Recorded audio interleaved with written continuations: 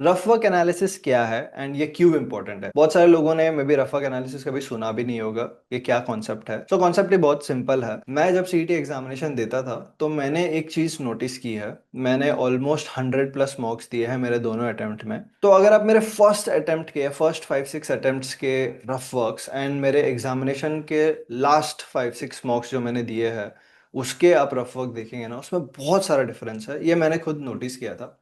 जो मेरे first couple of rough works थे उसको मैं क्या करता था, मॉक देने के बाद मैं रैंडमली 4-5 पेजेस उठा के रखता था A4, और उसमें कहीं पर भी मैं स्क्रिबल कर रहा हूँ, कोई भी क्वेश्चन का कहीं पर भी लिखा है कुछ एकदम ठीक से, कोई पैटर्न नहीं है, कहीं पर भी कुछ भी लिख रहा हूँ, राइट?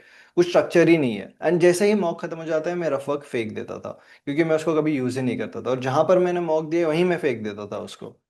देन लास्ट जब मैं सीईटी एग्जामिनेशन, जब मैंने एक्चुअल क्रैक किया, कुछ मैंने मॉक सीरियसली दिए थे, उसका रफ वर्क अगर आप देखेंगे तो वो इतना ज़्यादा नीट क्लीन एंड टाइडी रहता था।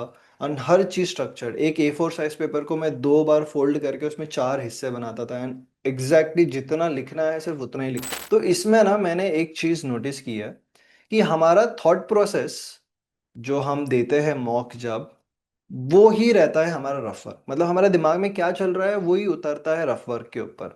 एंड रफ वर्क प्रिडोमिनेटली दो ही सेक्शंस के लिए हम यूज करते हैं, which is quants and your logical reasoning. तो जो हमारे दिमाग में चल रहा है वही रफ वर्क में आता है। तो it is even very very important, you can use it as a tool to improve your score also. कैसे? रफ वर्क एनालिसिस करके। रफ वर्क एनालिसिस करना बहुत सिंपल है। आप जब भी एक मॉक देते हैं एंड आप उसमें जो भी रफ वर्क करते हो, मॉक देने के बाद में आपको रफ वर्क बाजू में रखना है जब आप एनालिसिस करने बैठते हो। एंड आपको देखना है LR एंड QA में हर एक क्वेश्चन पढ़ने के बाद में आपने रफ शीट पे सबसे पहले क्या लिखा एंड कितना आपने लिखा, उसमें क्या क्या चीज़ें हैं जो आप नहीं लिखते तो भी आप सॉल्व कर पाते।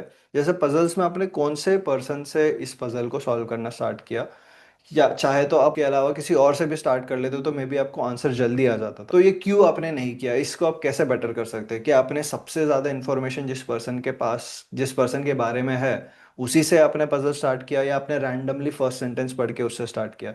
तो ऐसी छोटी छोटी चीजें हैं जो आप एलिमिनेट कर सकते हो आपके रफ शीट में, जो आपको अननेसेसरली आपने लिखा है, जैसे 72 × 3।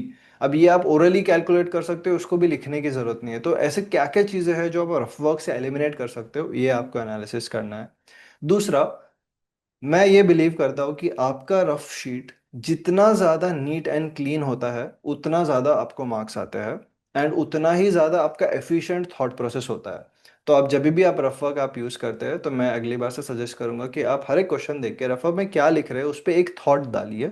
एंड जब एनालिसिस करते हैं ना तो तभी भी आप सीखिए कि आप एक क्वेश्चन पढ़ने के बाद में रफ शीट में सबसे पहले क्या लिखते हैं, उसके अलावा आप कुछ और बेटर चीज़ है लिख सकते हैं क्या, या ओरली क्या क्या कैलकुलेट करते हैं, मैनुअली आप क्या क्या कैलकुलेट करते हो, उसमें क्या आप रेड्यूस कर सकते हैं आपका एफर्ट्स रफ वर्क में। इसके ऊपर आपको डेफिनेटली एक बार वर्क करना चाहिए। मैं सजेस्ट करूंगा कि एक मॉक, सिर्फ एक मॉक के लिए आप ये ट्राई करना। आपका पिछला मॉक जो भी आपने दिया होगा या आगे जो आप मॉक देने वाले हो, उसके बाद जो रफ वर्क करने वाले हो, उसको एक बार बगल में लेके बैठो एंड सॉल्व करो एंड देखो कि क्या क्या आप सीख सकते हो उसमें से, है ना? बहुत कुछ सीखोगे।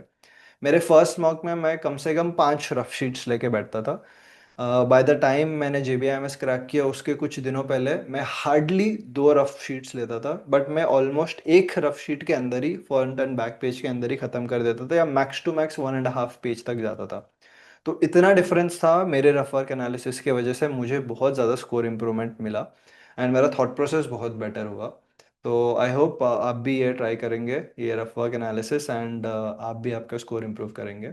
आई होप आपको ये कंटेंट अच्छा लगा होगा, और वीडियो अच्छा लगा है तो प्लीज़ लाइक कीजिए, चैनल को सब्सक्राइब कीजिए, एंड ऐसे ही मोर कंटेंट के लिए द टॉप परसेंटाइल को फॉलो कीजिए। Thank you so much for watching this video. See you again in the next one.